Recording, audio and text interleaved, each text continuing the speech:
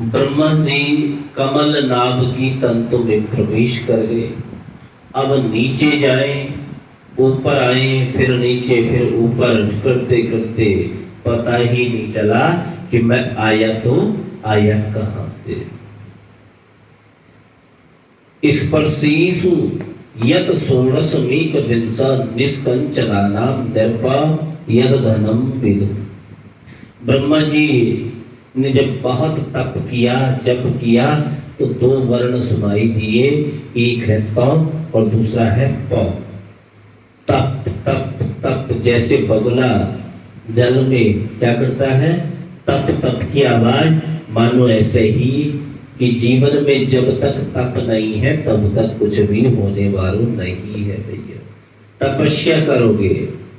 ब्रह्मा जी ने तप किया तो उन्हें भगवान श्रीमन नारायण का दर्शन हुआ।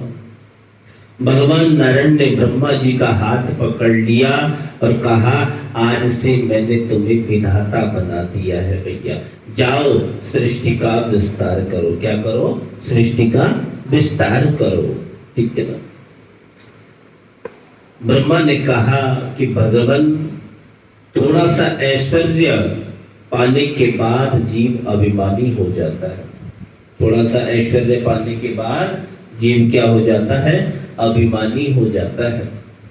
सारी दुनिया का मालिक आप मुझे बनाते हैं और मुझे अभिमान हो गया। तो ऊंट होता है ना, जब तक पहाड़ के नीचे नहीं जाता अपने आप को सबसे ऊंचा समझता है, और पहाड़ के नीचे जाने के बाद जैसे ही पहाड़ के नीचे जाता है ना, तो बाद में कहता है मैं तो बहुत छोटा हूँ।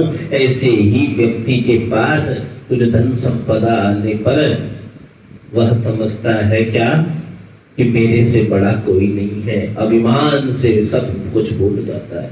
यदि परमात्मा के विषय में उसको ज्ञान ना हो तो वो समझे जो कुछ हूं मैं ही हूं भैया, मैं ही हूं। इसलिए आपकी सत्ता क्या है मुझे बताइए, आपकी सत्ता क्या है? तो प्रभु की जो सत्ता है उसी पर आज विचार करेंगे।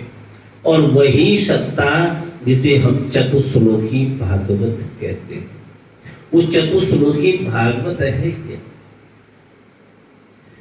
कि अहमेवा समेवाक्रे नान्यथ सदसत्परम पश्चादहं यदि तच्च योगशिष्येत सुस्म्यहम् ऋते अर्था यत् प्रतीयेत न प्रतीयेत चात्मनि तद्विद्यात्मनो मायां यथा भाषो यथा तमा यथा महान्ति भूतानि भूतेषु चावचिष्व और प्रविष्टान्य प्रविष्टानि तथा तेषु न तेष्वहम् एतावदेव जिज्ञासं तत्व जिज्ञासुनात्मना अनभय व्यतिरेकाभ्यां यस्यात् सर्वत्र सर्वदा।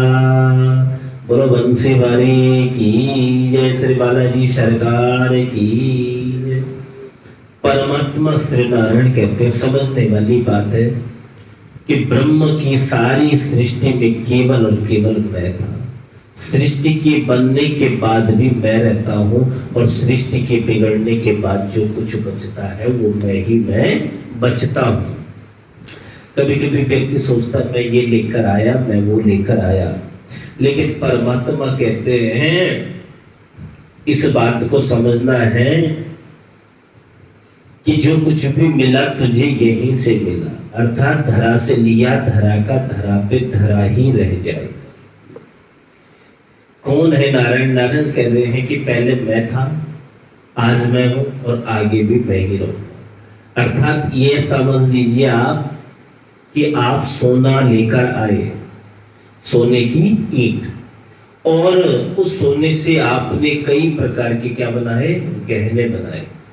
अब उसके कई नाम हो गए। नाक में नथनी, पांव में पायल, हाथों में कंगन, है ना, उंगलियों में अंगूठी, यानी उसी स्वर्ण के कई नाम हो गए। पहले क्या था? सोना, और जो बना सोना ही बना। लेकिन अब सोना नहीं कहेंगे, अब क्या, कई प्रकार के उसके नाम हो गए, कई प्रकार के, नाक की नथनी हो गई, हाथों के कंगन हो गए, कई प्रकार के उसके नाम हो गए। मिट्टू 2-3 साल आपने पहना और उसके बाद एक दिन सारा सोना लेकर और ओखली में कूटना शुरू कर दिया, पीटना शुरू कर दिया। सारी आभूषण बनने से पहले क्या थे, सोना, आभूषण बनने के बाद भी सोना, और बिगड़ने के बाद जो कुछ बचा सोना ही सोना बचा। इसी प्रकार दुनिया में सबसे पहले नारायण थे, बनने के बाद भी नारायण, और बिगड़ने के बाद जो कुछ बचता है केवल और केवल नारायण ही नारायण बचता है। बोलो नारायण भगवान की, यही सत्ता है ठाकुर जी की। ये समझ लीजिए आप कि संसार में जो चीज नहीं है और फिर भी वो दिखाई दे, और जो होने पर भी दिखाई नहीं देती है, उसे ही मेरी माया समझो। वही क्या है, माया है भैया। कहते हैं पृथ्वी, जल, तेज, वायु, आकाश, इन 5 तत्वों से क्या बनती है, दुनिया बनती है। क्षितिज जल पावक गगन समीरा, पंच रचित अति अधम शरीरा। श्री राम जय राम, जय जय राम, श्री राम जय राम, जय जय राम। क्षिति जल पावक गगन समीरा, और पंच रचित अति अधम शरीरा। चींटी भी 5 तत्वों से बनती है, कुत्ता भी 5 ही तत्वों से बनता है, और मनुष्य भी 5 ही तत्वों से बनता है। लेकिन ये 5 तत्व हमारे भीतर भी है और बाहर भी है। ऐसे ही दुनिया में रहकर भी दुनिया से अलग हो, और अलग रहकर भी सारी दुनिया में व्याप्त हो। आत्मा के तत्वों को समझने वाले जिज्ञासुओं को यही समझ लेना पर्याप्त है कि अनेक रूप से जो सर्वत्र विद्यमान है, अनेक रूप से जो सर्वत्र विद्यमान है, वही दिव्यात्मा है, वही दिव्यात्मा है। भगवान ने कहा, विधाता ये जो तुम्हें उपदेश दिया, इसी का नाम है भागवत, इसी का नाम है भागवत। 4 अक्षर है, भागवतम। भ से भक्ति, ग से ज्ञान, व से वैराग्य, त से त्याग, धर्म, अर्थ, काम और मोक्ष, चारों पुरुषार्थों को देने वाला। ऋग्वेद, यजुर्वेद, सामवेद और अथर्ववेद, चारों वेदों का पका हुआ फल यदि कोई है, वो है भागवत, वो है भागवत। और भक्तों की वाणी, भक्तों की कृपा का सागर यदि कोई है, तो वो है भागवत। कैसा है ये, कह रहे हैं 12 स्कंद है, 335 अध्याय है, 18,000 श्लोक है, और कुछ संतों का मत है 5,76,000 या में शब्द है। महाराज इतना विस्तृत है, इतना विस्तृत है कि पूछो। ठाकुर जी ने हमें भागवत के रूप में इस चतुश्लोकी को दिया है, और चतुश्लोकी पर अगर आज विचार करते हैं तो ये अपने आप में बहुत ही अद्भुत है। ये तो हम लोगों का भाग्य कहें कि हम लोग कितना श्रवण कर पा रहे हैं। कहते हैं महाराज जी कि भाग्योदये न बहुजन्म समर्जिते न सत्संगमं च लभते पुरुषो यदा वे। ये सत्संग भी एक जन्म के नहीं, अनंत जन्मों के जब भाग्य उदय होते हैं तो तब प्राप्त होते हैं। और कलयुग के लिए तो विशेष कहा गया है कि कलयुग में हनुमान जी को पकड़ लो भैया। कलयुग का पार अगर न पा पाओ तो किसको पकड़ लो, हनुमान जी को। अब अगर हनुमान जी पर ही विचार करें तो हनुमान जी का सीधो सो अर्थ है कि हन धन मान, जिसने अपने मान का हनन कर दिया वही हनुमान। और उनका सहारा लोगे तो चारों जुग प्रताप तुम्हारा है, प्रसिद्ध जगत उजियारा। भगवान कहते हैं कि ब्रह्मा जी जरा ध्यान से सुनिएगा, मैं अपना अत्यंत गोपनीय ज्ञान तुम्हें प्रदान कर रहा हूं। कोरा ज्ञान नहीं, अपितु ये क्या है, अनुभव जन्य ज्ञान है। अहमेवा समे वक्रे नान्यद्यत् सदसत् परम पश्चात हम यदि कच्चा यम शिक्षित शोष्य हो। जीव का कल्याण कहते हैं तब तक नहीं हो सकता जब तक ठाकुर जी का, भगवान का आश्रय ग्रहण न करे। जीव का कल्याण कब तक, जब तक वह परमात्मा का आश्रय ग्रहण न करे, चाहे वो कितना भी बड़ा तपस्वी बन जाए, और दूसरी ओर चाहे कितना कोई पापी हो, बड़ी से बड़ा पाप परायण प्राणी भी हो, यदि प्रभु के चरणों का आश्रय ले ले तो परम पावन और विशुद्ध हो जाता है, परम पावन और विशुद्ध हो जाता है भैया। केवल और केवल क्या, ठाकुर जी के चरणों का आश्रय लेते ही व्यक्ति क्या हो जाता है, विशुद्ध हो जाता है, विशुद्ध हो जाता है। भगवान की बड़ी सुंदर महिमा का ध्यान करके यह सुखदेव जी कहते हैं कि परीक्षित ध्यान से सुनो। यही प्रश्न एक बार देवर्षि नारद जी ने अपने पिता ब्रह्मा जी से भी किया था। ब्रह्मा जी को जब उन्होंने ध्यान लगाते हुए देखा ना, तो एक दिन नारद जी ने पूछ लिया कि हे प्रभु, हे पिताश्री, सारा संसार तो आप बनाते हो, फिर आप आंख बंद करके किसका ध्यान लगाते हो? क्या आपसे भी ऊपर कोई और है क्या? तब ब्रह्मा जी हंसते हुए बोले कि बेटा नारद, मेरे ऊपर भी कोई है। पुनः नारद जी के पूछने पर कि आपके ऊपर कौन है, बताओ ना, आपके ऊपर कौन है? तब ब्रह्मा जी ने सृष्टि प्रक्रिया विस्तार पूर्वक अपने पुत्र नारद जी को सुनाई। प्रकृति और पुरुष की सम्यावस्था, सम्यावस्था कहते हैं जब संतुलित स्थिति, ठीक है, में लय हो जाता है तो सम्यावस्था में ही सृजन होता है। सम्यावस्था जब होता है तभी सृजन होता है। यानी ये समझे, प्रकृति और पुरुष पृथक पृथक हुए। प्रकृति का दर्शन जब पुरुष ने किया तो पुरुष के दर्शन करते ही प्रकृति में हलचल उत्पन्न, पुरुष के दर्शन करते ही प्रकृति में क्या हो गई, हलचल उत्पन्न हो गई, क्षोभ उत्पन्न हुआ, उससे सर्वप्रथम महतत्व की उत्पत्ति हुई। अब ध्यान देना, बड़ा गूढ़ रहस्य है, श्रोताओं की बहुत भीड़ है। अब ये महतत्व क्या है? ब्रह्मांडीय बुद्धि या ब्रह्मांडीय चैतन्य की पहली लहर, एक पहली लहर, ये समझ लीजिए आप। अब महतत्व के द्वारा त्रिविध अहंकार, उसमें क्या है, सत है, रज है और तम है महाराज, इनकी उत्पत्ति भी। अभी सृष्टि की उत्पत्ति बड़ा अद्भुत विषय रखा है महाराज श्री ने आज, लेकिन श्रोता ध्यान से सुने। महतत्व के द्वारा त्रिविध अहंकार, त्रिविध अहंकारों में हम पहुंचते हैं सत, रज और तम की उत्पत्ति हुई। अब इसी तमोगुण से पृथ्वी, जल, तेज, वायु और आकाश के द्वारा आदि पंच महाभूतों की उत्पत्ति हुई। कौन कौन से?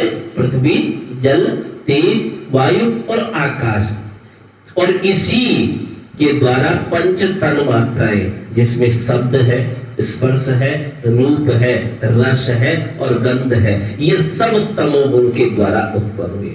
अब बात आती है रजोगुण के द्वारा इंद्रियों की फिर रचना हुई। कैसे सृष्टि का विस्तार हो रहा? तो रजोगुण के द्वारा, तो इसमें भी पंच कर्म इंद्रियां हैं, जिसमें वाक, वाणी और पाणी। पाणी मतलब हाथ, पाद, पांव, उपस्थ, जननेन्द्रिय और पायु, मल त्यागेंद्रिय। 5 ज्ञानेन्द्रियां सात्विक अहंकार से, ज्ञान का स्रोत से उत्पन्न होते हैं। सात्विक अहंकार एक तरह से ज्ञान का स्रोत। इससे क्या उत्पन्न हुई? 5 ज्ञानेन्द्रियां। 5 ज्ञानेन्द्रियों में हमारी आती है आंख, कान, नाक, जीभ और त्वचा। आंखों से हम क्या करते हैं? देखते हैं। और कान से श्रवण, सुनते, नाक से गंध और जीभ से स्वाद, चखना जिसे कहते हैं, और त्वचा से स्पर्श। नरम है, कठोर है, गरम है, देखते हैं ना चाय को, ये गरम है या ठंडी है, ये सब स्पर्श से ही होता है। लेकिन इन सब को कंट्रोल करने के लिए क्या है? 11वां मन है। 5 ज्ञानेंद्रियां, 5 कर्मेंद्रिय, 11वां ये मन है महाराज। मन जो इंद्रियों को नियंत्रित करता है। इतना ही नहीं, सत्वगुण के द्वारा इंद्रियों की अधिष्ठात्री यानी देवों की उत्पत्ति भी हुई। भगवान नारायण के नाभि कमल से ब्रह्मा जी का अवतार, ब्रह्मा जी का जन्म, और ब्रह्मा जी कमल से प्रकट हुए। अब सोचने लगे हम कौन है। अब हम सोचने, 4 मुख प्रकट हो गए भैया।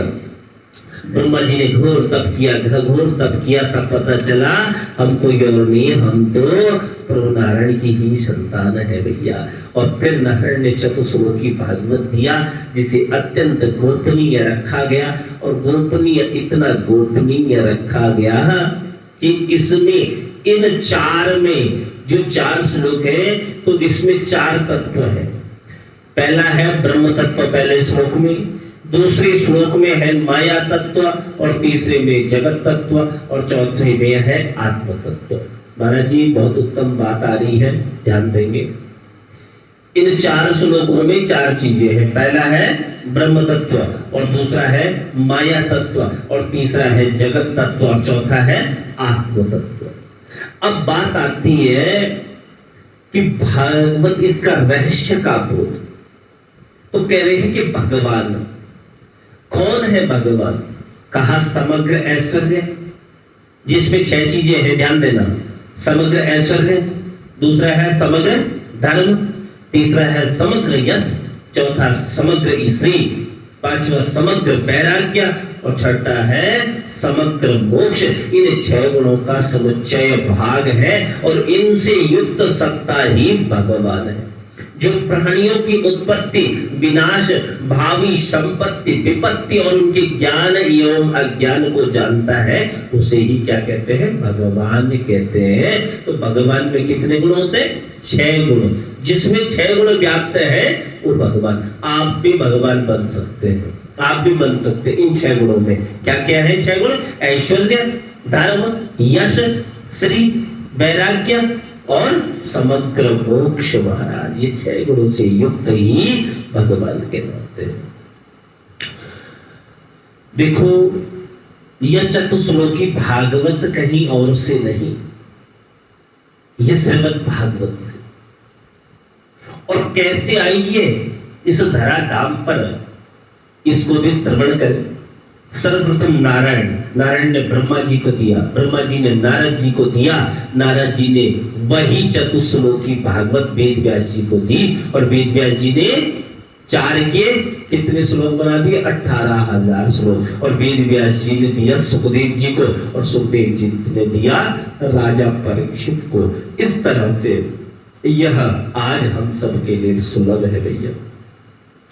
कल्प के आदि में भगवान नारायण ने चतुश्लोकी भागवत के रूप में ब्रह्मा से इसे कहा, अस्तु यह पुराण भागवत पुराण कहलाया।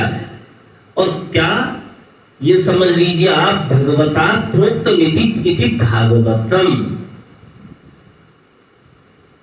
परीक्षित, नारद, उद्धव, विदुर आदि को परम भक्त कहा गया है। किन को? नारद है, उद्धव है, विदुर है आदि, इन लोगों को क्या? परम भागवत। इस प्रकार जिसमें भगवान और भगवत भक्तों का चरित्रोल्लेख हो वह भागवत है। इस पुराण में वासुदेव कृष्ण को केंद्र बिंदु बनाकर भागवती कथा का ललित विस्तार है भैया। भगवान परमात्मा, हरि, नारायण, कृष्ण, विष्णु आदि सब भगवान के समानार्थक है। ये सब भगवान के ही समानार्थक है। श्रीमद् भागवत वेद, उपनिषद, स्मृति, इतिहास, पुराण एवं प्रमुख दार्शनिक सिद्धांतों के सार भाग के सम्यक परिपाक से विरचित है। और श्रीमद् भागवत महापुराण पर श्रीमद् भगवत गीता, इतना ही पांचरात्र मत का विशेष प्रभाव है भागवत जी के लिए। पंच का अर्थ है 5, और रात्र का अर्थ है दिया है यहाँ ज्ञान। परमात्मा मुक्ति, भुक्ति योग तथा विषय यानी संसार, इन पांचों के निरूपण पर जो आश्रित हो वह पांचरात्र है। पांचरात्र बताते हैं वैष्णव आचार्यों के मत से पांचरात्र का मत का संबंध वेद की एकायन शाखा से है। महाराज पांचरात्र जो है वो शाखा कौन सी है? एकायन शाखा है। एक का अर्थ है एकमात्र और अयन का अर्थ होता है मार्ग। अयन का अर्थ है मार्ग।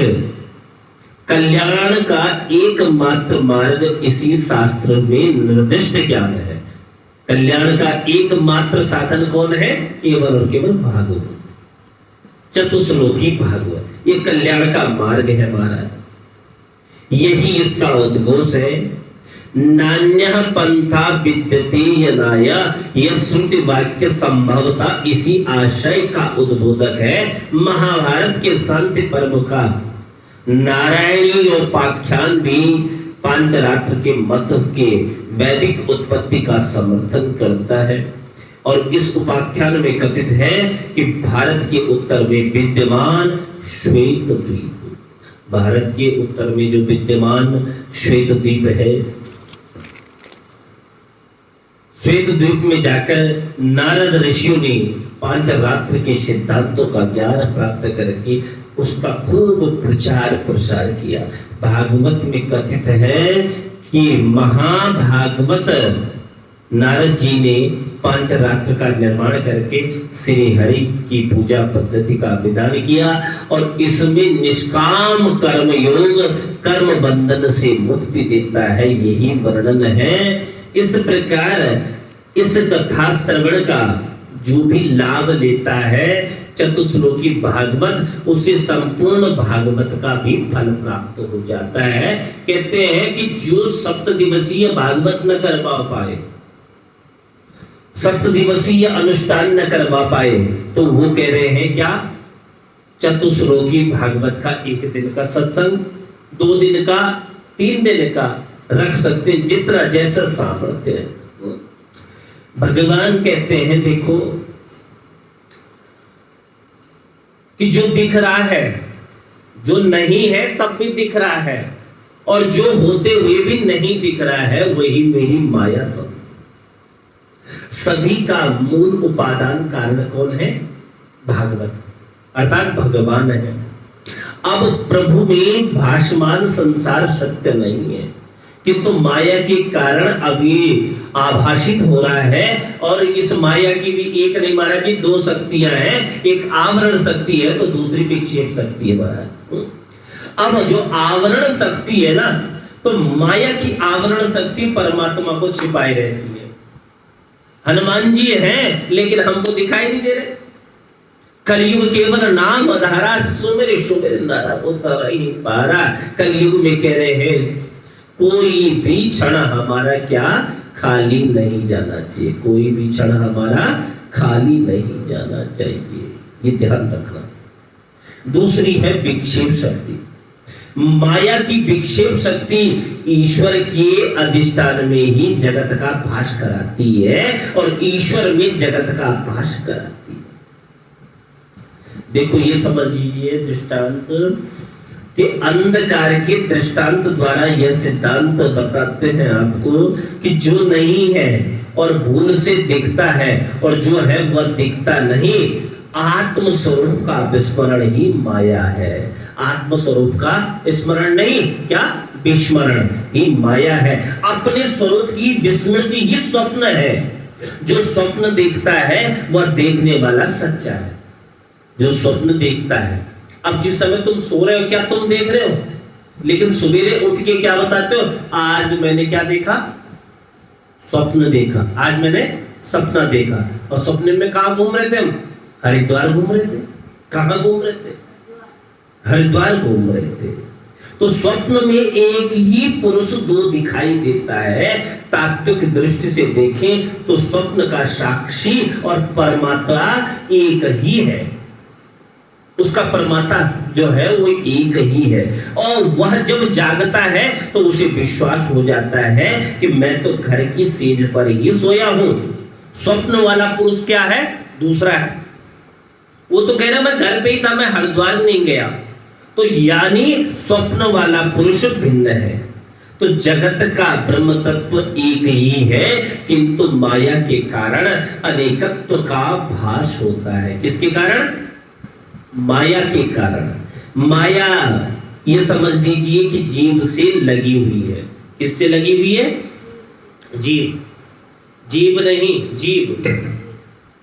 जीव। यह माया जीवन से कब लगी? प्रश्न आया तो उत्तर मिला कहा नहीं जा सकता, क्योंकि माया अनादि है। माया भी क्या है?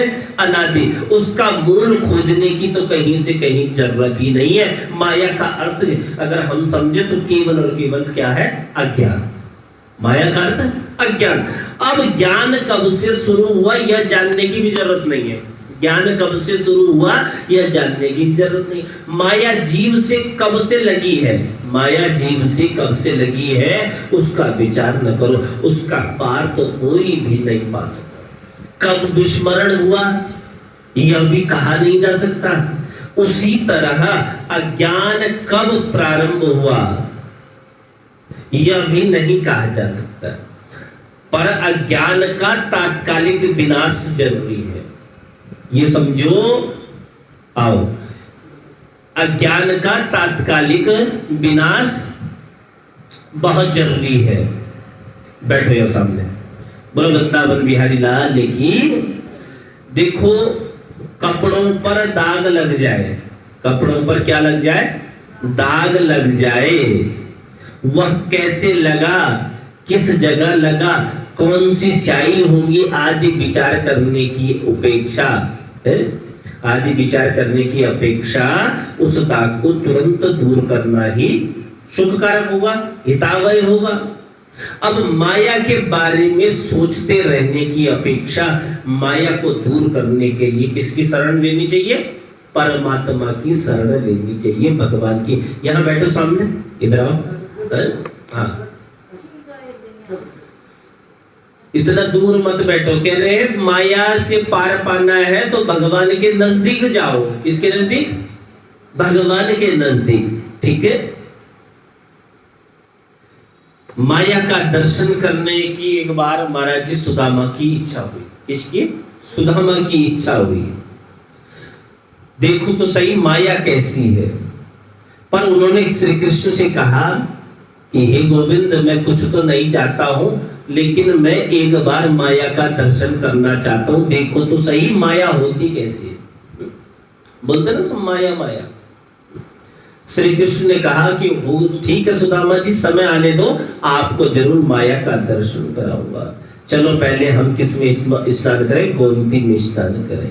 वे दोनों गोमती के तट पर गए, स्नान करने लगे और भगवान तो स्नान करके पीतांबर पहनने लगे। सुदामा ने गोमती के जल में जैसे गोता लगाया, उसी समय भगवान ने अपनी माया का दर्शन करवाया। और सुदामा को लगा कि गोमती में क्या आ गई? बाढ़ आ गई। गोमती में क्या आ गई? बाढ़ आ गई भैया। उसमें बहे जा रहे हैं, बहे जा रहे हैं, बहे जा रहे हैं। उन्होंने एक घाट का आश्रय लिया, एक घाट का आश्रय लिया। घूमते फिरते एक गांव के पास आए। वहां एक हथनी ने उनके गले में फूल माला पहनाई। एक हथनी के गले में क्या पहनाई? फूल माला पहनाई। अब देखो माया का चक्र देख रहे हैं आप। सुदामा को हथनी ने क्या पहना दी? फूल माला। लोगों ने सुदामा से कहा कि हमारे देश के राजा की क्या होगी? मृत्यु होगी। इस गांव का नियम है कि पहले राजा की मृत्यु के बाद हथनी जिसको गले में माला पहनाए वही राजा होगा, वही राजा होगा भैया। इसलिए आप हमारे देश के राजा हो। सुदामा रातों रात माया के चक्कर में क्या बन गए? बोलो, राजा बन गए। क्या बन गए? राजा। अब कहां स्नान कर रहे थे? गोमती के तट पर, लेकिन यहाँ राजा बन गए। ये हमारे ऊपर भी ये कथा है, ध्यान देना। क्या बन गए? राजा बन गए। एक राजकन्या के साथ उनकी विवाह भी हो गया, शादी भी हो गई भैया। 12 वर्ष दाम्पत्य जीवन किए में 2 पुत्र भी हो गए। कितने? 2 पुत्र जी, 2 पुत्र भी हो गए भैया। फिर एक दिन बीमार होने से रानी की मृत्यु हो गई। सुदामा दुख से रोने लगे क्योंकि वह रानी सुंदरी थी और बड़ी सुशीला थी। लोगों ने सुदामा से कहा, रो मत, हमारी मायापुरी का नियम है कि जहां पत्नी गई है आपको भी जाना पड़ेगा, लो कर लो। अब सुदामा जी रोने लगे, मुझे नहीं जाना। क्या नियम था कि जहां पत्नी गई है वहां तुमको भी जाना पड़ेगा। अब सुदामा तो रोने लगे, बड़ी चिंता हो गई कि हम तो नहीं जाएंगे। अब जैसे तैसे भैया आप तो वहीं भेजे जाएंगे, पत्नी की चिता में प्रवेश करना होगा। अब सुदामा ने पत्नी का रोना बंद कर दिया, वे अपना ही रोना रोने लगे, हाय हाय अब मेरा क्या होगा। उन्होंने लोगों से कहा कि मैं तो परदेशी था। मैं क्या था? परदेशी। यानी देखो, जब तक राजा बने तब तक तो ठीक था, प्रजा संभाल रहे हैं, खूब मौज मस्ती मिल रही, तब तक ठीक। आज पत्नी मरी और लोगों ने कहा अब आपको भी जाना पड़ेगा साथ में। तो अब सुदामा कह रहे, मैं तो परदेशी हूँ, आपके गांव का कानून मुझ पर लागू नहीं होता है, मुझे एक बार संध्या बंदन करने दो, फिर चाहे मुझे जला देना। भैया स्नान करने गए तो 4 पुरुष क्या निगरानी में भाला लेकर खड़े हैं भैया कि कहीं सुदामा भाग न जाए। सुदामा खूब डर गए, घबराहट के मारे इतना रोने लगे भैया, और किसको याद करने लगे? केवल और केवल परमेश्वर को याद करने लगे। और रोते हुए जैसे ही नदी से बाहर आए, उस समय भगवान किनारे तट पर पीतांबर पहन रहे थे द्वारिकानाथ। भगवान ने पूछा, काहे को रो रहे हो सुदामा, क्या बात हो गई? सुदामा ने कहा कि वह सब कहाँ चला गया जो अभी तक था, ये सब क्या है, मेरी समझ में तो कुछ नहीं आया। भगवान ने कहा, यही तो मेरी माया है, मेरे बिना जो आभास होता है वही मेरी माया है। बोलो वृंदावन बिहारी लाल की। तो अब कुल मिलाकर कुछ समय आप ये भी समझ लीजिए कि अगर आप आए हैं ना यहाँ, तो जो कुछ भी लिया, किससे लिया? धरा से लिया, धरा का धरा पे धरा ही रह जाएगा। कोई कहता है सोने के महल बनवाऊंगा और कोई कहता है शहंशाह बन जाऊंगा, मगर ये नहीं जानते इस जीवन की औकात क्या है। 4 दिन की चांदनी फिर अंधेरी रात है। वृंदावन बिहारी लाल की। तो कुल मिलाकर परश्री माया का अर्थ है विस्मरण। मां यहाँ निषेधात्मक है और या हकारात्मक। इस प्रकार जो ना हो उसे दिखाए वह माया, जो ना हो उसे दिखाए माया, और जो हो उसे छिपाए वह माया। अब हो क्या रहा है? जो दिख रहा है, जो नहीं है दिख रहा है, तो कौन दिखा रहा? माया। और जो है और उसको छिपाया जा रहा है, तो किसके कारण? माया के कारण। ये माया हमारे हर तरफ बैठी हुई है भैया। और माया के भी कह रहे हैं, अब अगर और डीपली जाए तो 1 नहीं 2 नहीं, बल्कि उसके भी कितने प्रकार हैं? 3 प्रकार है। स्वमोहिका, स्वजन मोहिका और विमुख जन मोहिका। अब देखो, जो सतत ब्रह्म दृष्टि रखता है, ब्रह्म दृष्टि किससे कहते हैं? ठाकुर जी में, परमात्मा में अपनी दृष्टि रखता है ठाकुर जी में। तो जो सतत परमात्मा का सुमिरण करता है, रोज सत्संग करता है, उसे माया कभी नहीं पकड़ती। इसलिए तो कहते क्या? नित सत्संग में जाया कर, गीत प्रभु के गाया कर, शाम सवेरे बैठ के बंदे प्रभु का ध्यान लगाया कर। नित सत्संग में जाया कर, गीत प्रभु के गाया कर, शाम सवेरे बैठ के बंदे प्रभु का ध्यान लगाया कर। मानस जन अनमोल रे, माटी में ना रोल रे, मानस जन अनमोल रे, माटी में ना रोल रे। अब तो मिला है फिर न मिलेगा, कभी नहीं कभी नहीं कभी नहीं रे। अब तो मिला, बोलो सब लोग, अब तो मिला है फिर न मिलेगा, कभी नहीं कभी नहीं कभी नहीं रे।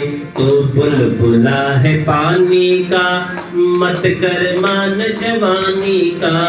तो बुलबुला है पानी का, मत कर मान जवानी का, नेक कमाई कर ले भाई, पता नहीं जिंदगानी का। नेक कमाई कर ले भाई, पता नहीं जिंदगानी का।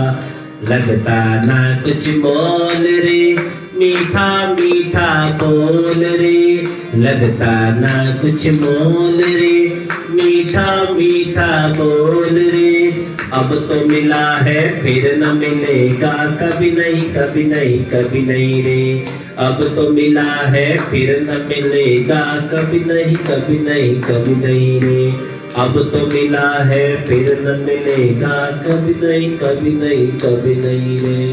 बोलो वृंदावन बिहारी लाल की।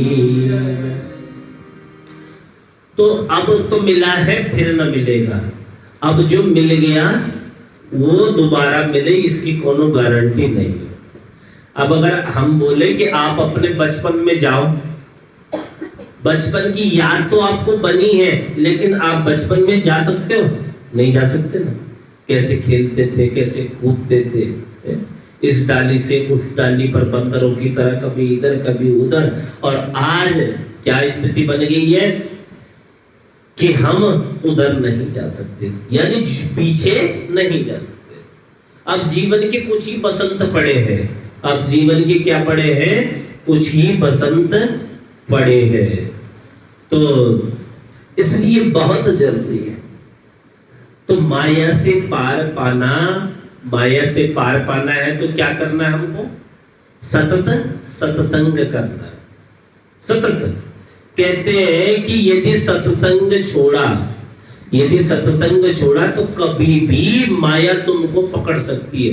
एक बात बताऊं, जीवन भर कोई महात्मा सत्संग करता है, जीवन भर, और यदि 1 मिनट का सत्संग भी छोड़ दिया ना, वही माया आकर धावा बोल देगी, वही माया। इसलिए कह रहे हैं कि जो सतत ब्रह्म दृष्टि रखता है उसे माया नहीं पकड़ सकती।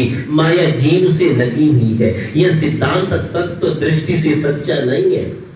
माया नर्तकी है। माया क्या है? नर्तकी। नर्तकी जानता है? माया क्या है? नर्तकी है, और वह जीव को नचाती है। नर्तकी माया के मोह से, नर्तकी माया के मोह से छूटना है तो नर्तकी को उल्टा कर दो। नर्तकी को, हाँ, अंक दर्शन। तो नर्तकी को क्या कर दो? उल्टा कर दो। अब नर्तकी का उल्टा करेंगे तो क्या हो जाएगा? कीर्तन। क्या बन जाएगा?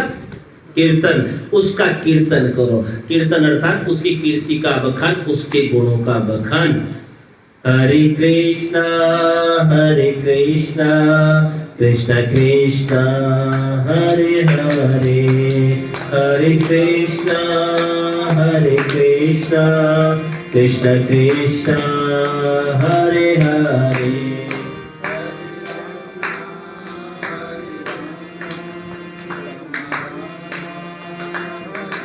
बोलो सब लोग, यहाँ तक आपकी आवाज आनी चाहिए। मैं अकेला हूँ, तुम लोग इतने सारे हो। हरे रामा रामा रामा हरे हरे, हरे रामा रामा रामा हरे हरे, हरे रामा।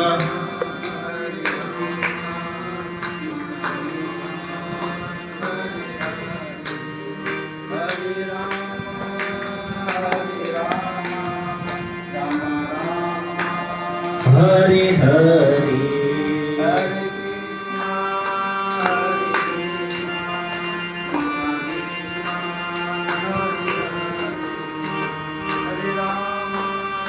हरे रामा रामा रामा हरे हरे, हरे रामा रामा रामा हरे हरे, हरे कृष्णा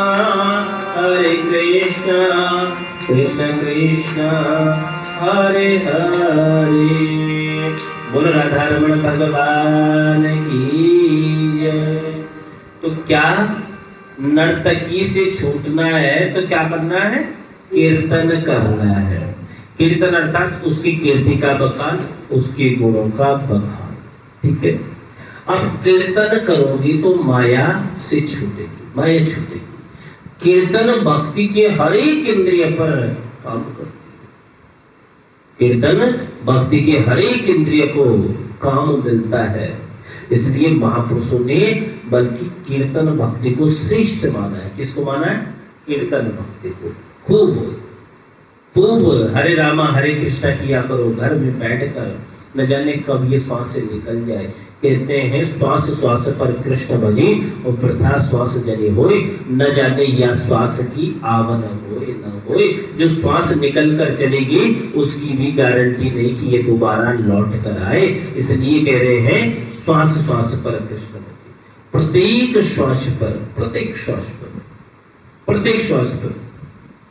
माया का पार पाने के लिए, माया का पार पाने के लिए माया जिसकी दासी है उस मायापति को पाने का प्रयत्न करो भैया। माया की पीड़ा से मुक्ति पाना चाहते हैं तो किसकी शरण में? माधव राय की शरण में जाओ। किसकी शरण में जाओ? माधव राय की शरण में, मायाधिपति भगवान नारायण की शरण में जाओ। कहते हैं मामेव ये प्रपद्यन्ते तरन्ति चेत्।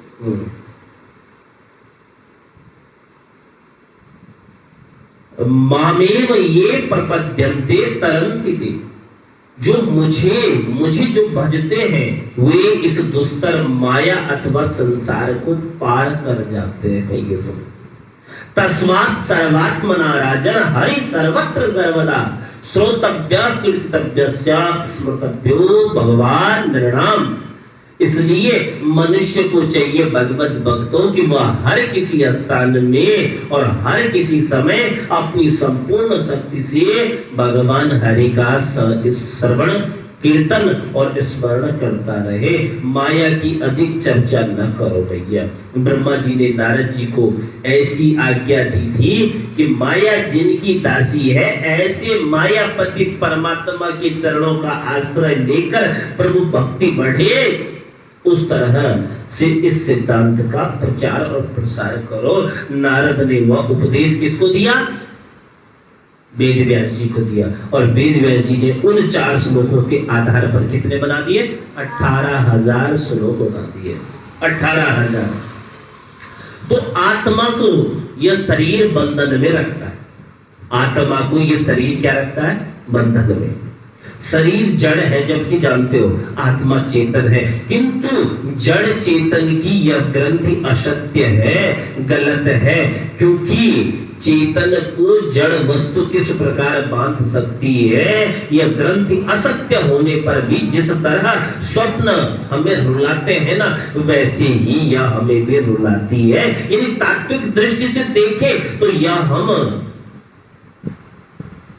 यह नहीं कह सकते कि जड़ शरीर चेतन आत्मा को बांध कर रख सकता है। चेतन आत्मा को जड़ शरीर बंधन में नहीं रखता। आत्मा शरीर से भिन्न है। आत्मा क्या है? इस शरीर से भिन्न है। क्या मरता है? जब मरोगे तुम क्या मरेगा? तुम मरोगे है? नहीं मरना? हाँ ठीक है, ये शरीर ही मरता है। क्या है? शरीर ही।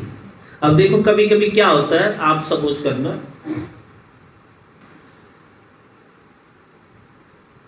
कभी इन हाथों पे हमारा पूरा कमांड होता है। किनमें? हाथों में। अब किसी रोड एक्सीडेंट में एक हाथ चला जाता है तो क्या हम मर जाते हैं? नहीं मरते तब भी। फिर पता चला दूसरी बार दूसरा हाथ भी कट गया, दोनों हाथ चले गए, तब भी हम क्या है? बचे हैं। फिर पता चला अगली बार ऐसा एक्सीडेंट हुआ हरिद्वार में तो दोनों पैर भी चले गए, दोनों हाथ भी गए, दोनों पैर भी गए। क्या तुम तब भी मर जाओगे?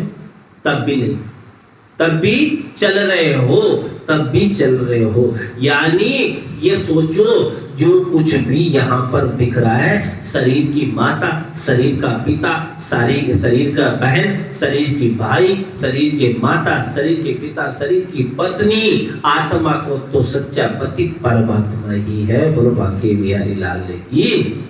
यह तो शरीर की तो है। इसके अगर देखें हम तो आज मैं बोलूं मेरी पत्नी, मेरे बच्चा, और कल अगर शरीर पूरा हुआ तो वो भी कहेंगे क्या?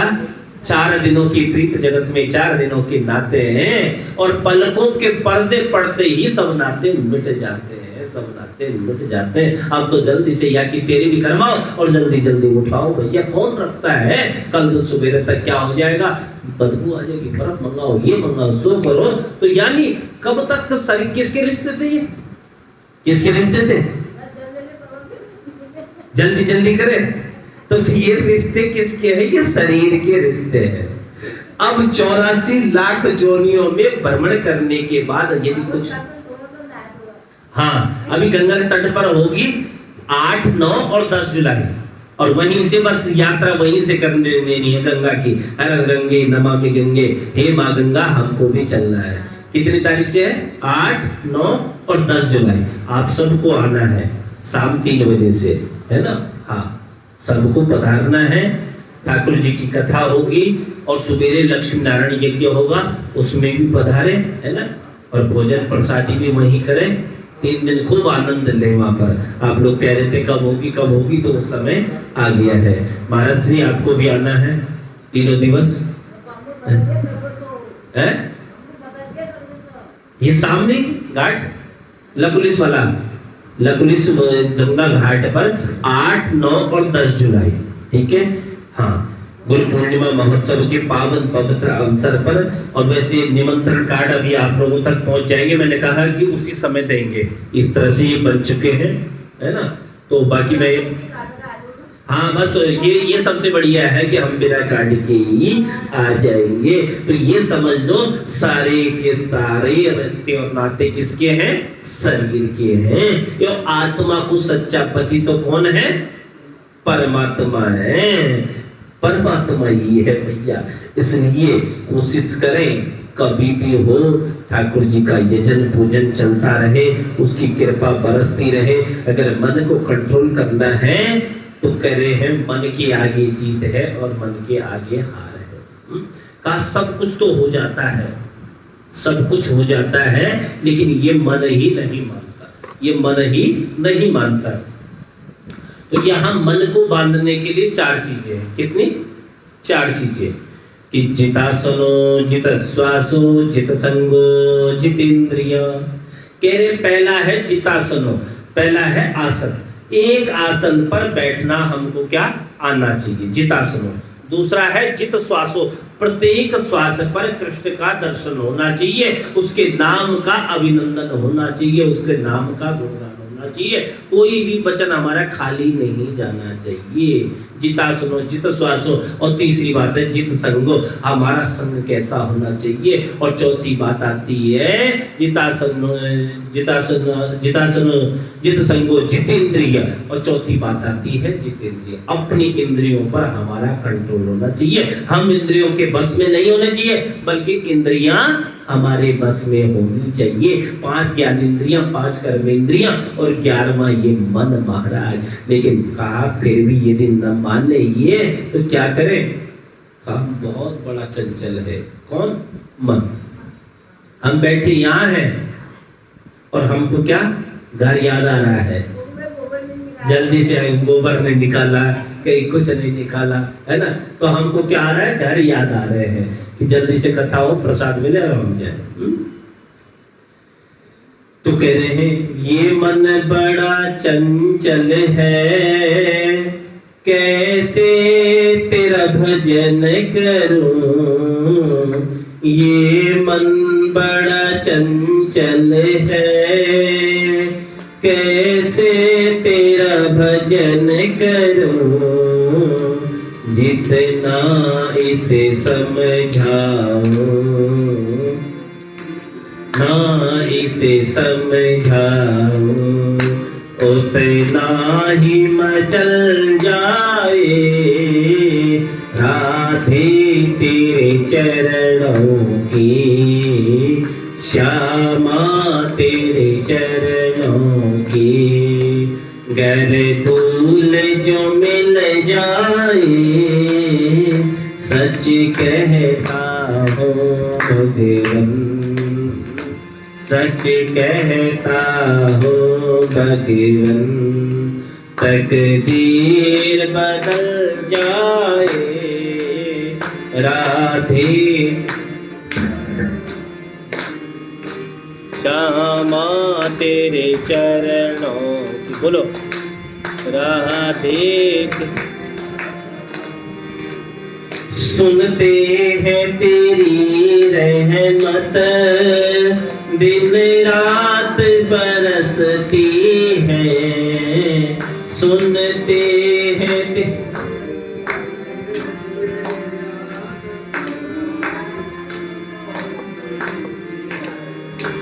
एक बूंद जो मिल जाए, एक बूंद जो मिल जाए, दिल की कली खिल जाए, राधे तेरे चरणों की, श्यामा तेरे चरणों की, गर दूल जो मिल जाए, सच कहता हूँ भगवन, सच कहता हूँ भगवन, तकदीर बदल जाए, राधे तेरे चरणों की, श्यामा तेरे चरणों की,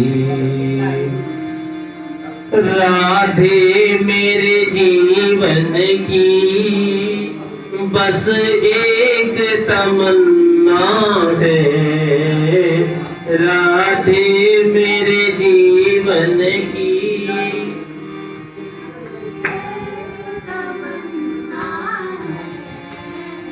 तुम सामने हो मेरे, तुम सामने हो मेरे, मेरा दम ही निकल जाए, राधे तेरे चरणों की, श्यामा तेरे चरणों की, गर धूल जो मिल जाए, सच कहता हूँ राधे, सच कहता हूँ राधे, तकदीर बदल जाए, राधे तेरे चरणों की, श्यामा तेरे चरणों की।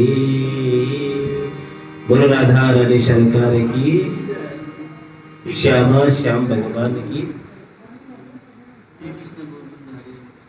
श्री कृष्ण गोविंद हरि मुरारी, हे नाथ नारायण वासुदेवा। श्री कृष्ण गोविंद हरि मुरारी, हे नाथ नारायण वासुदेवा। श्री कृष्ण गोविंद हरि मुरारी, हे नाथ नारायण वासुदेवा। श्री कृष्ण गोविंद हरि मुरारी, हे नाथ नारायण वासुदेवा। श्री कृष्ण गोविंद हरि मुरारी, हे नाथ नारायण वासुदेवा। बोलो सब लोग। श्री कृष्ण गोविंद हरि मुरारी, हे नाथ नारायण वासुदेवा। श्री कृष्ण गोविंद हरि मुरारी, हे नाथ नारायण वासुदेवा। अच्युतं केशवं नाम नारायणं कृष्णं वासुदेवं। श्री कृष्ण गोविंद हरि मुरारी, हे नाथ नारायण वासुदेवा। हे नाथ नारायण वासुदेवा, हे नाथ नारायण वासुदेवा। हे नाथ नारायण वासुदेवा। श्री कृष्ण गोविंद हरि मुरारी, हे नाथ नारायण वासुदेवा। बोलो कृष्ण कन्हैया लाल की, वृंदावन बिहारी लाल की। अब तुम लोग आए बहुत लेट है ना। हाँ, तो अब तो विराम का समय भी है। और कहते हैं कि वास्तविक रूपेण हरि की कथा, हरि का सुमिरण केवल और केवल किससे मिलता है? भाग्य से। भाग्योदयेन बहुजन्म समर्जितेन शतसंगमं च लभते पुरुषो यथा। एक जन्म के नहीं, अनंत जन्म की, अनंत जन्म की जब पुण्य उदय होते हैं। अब देखो आज यहाँ कितने लोग आए, तो जिसके भाग्य में था उसको मिल गया। अब इसकी करने के लिए क्या करना पड़ेगा? भाग्य के साथ साथ क्या करना पड़ेगा?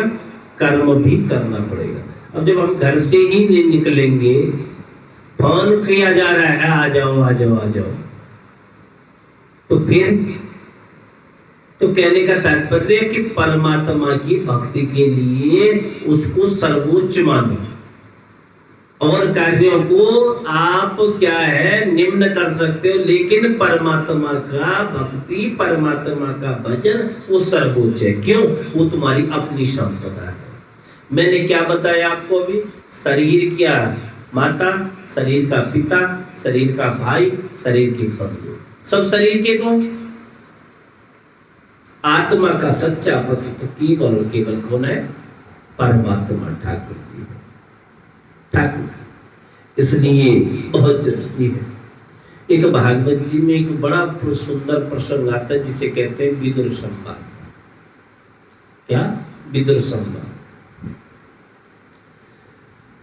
यहां क्या है कि विदुर महामंत्री है, और विदुर जी आज एक संत हरिद्वार में रहते हैं मैत्रेय, और विदुर और मैत्रेय का मिलन कब हुआ, कैसे हुआ, इस पर थोड़ा सा विचार करते हैं। कहते हैं आमंत्रण पाए बिना ही भगवान विदुर के घर गए, बिना निमंत्रण के। और हम तो निमंत्रण दे रहे हैं। हम क्या दे रहे हैं? निमंत्रण। अब तुम्हारा निमंत्रण 8, 9 और 10 जुलाई का है, और फिर मत भूल जाना कि हमको तो पता ही नहीं था, बल्कि सबको बताओ। हाँ, अचानक वही तो कह रहा हूं मैं कि ये क्या हो जाता है, अचानक हो जाता है। देखो वो तो मैंने क्या बोला, ये सब क्या है? अभी मैंने क्या बताया था? माया। क्या है? माया। जो दिख रहा है, जो दिख रहा है, जो दिख रहा है, कह रहे हैं वो भी माया, और जो न दिखे वो भी माया। ये समझ लीजिए आप कि कहीं ना कहीं कभी कभी तो ऐसा होता है कि जिन 3 दिनों में कथा सत्संग इत्यादि होगा, उन्हीं 3 दिनों ऐसा कम पड़ जाएगा हम चाहकर भी नहीं जा पाएंगे। तो ये क्या है? माया। बस कुल मिलाकर ये समझ लेना आप, आज धृतराष्ट्र ने पांडवों को लाक्षागृह में जला देने का प्रयत्न किया, और विदुर जी ने धृतराष्ट्र को उपदेश दिया, किंतु धृतराष्ट्र पर कुछ भी असर नहीं हुआ। विदुर जी ने क्या कहा था कि हे प्रभु, मैं एक मंत्री होने के कारण, एक महामंत्री होने के कारण नहीं, बल्कि एक नागरिक होने के साथ आपसे निवेदन करना चाहता हूं कि अन्याय की बेल पर कभी अमृत का फल नहीं लगता भैया। ये जो तुम्हारा पुत्र दुर्योधन कर रहा है ना, यह अनीति है, गलत है। इतने में तो कौन? दुर्योधन आ गया। दुर्योधन ने वापस भेज दिया, निकल जाओ पत्नी के साथ। पत्नी को नाम है सुलभा, और वैसे विदुरानी भी कहते हैं।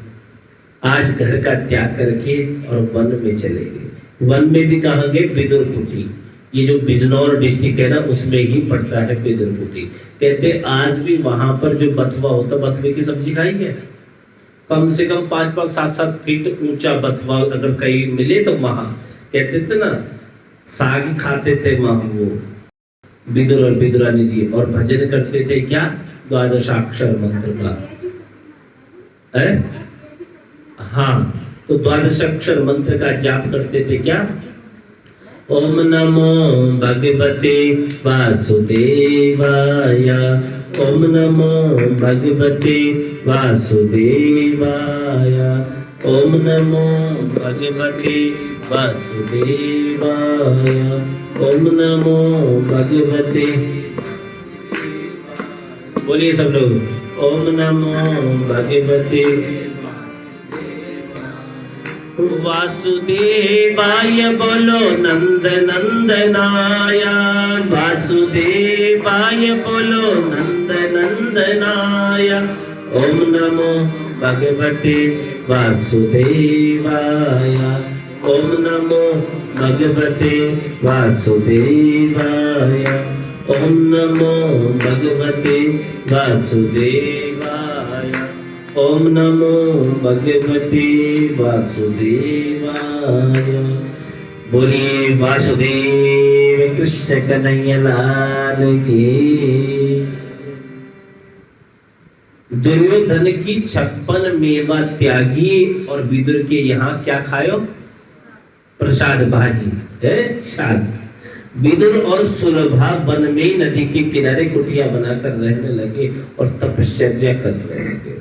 वे हर रोज कितने 3 घंटे प्रभु का कीर्तन करते, 3 घंटे प्रभु की सेवा में करने लगे।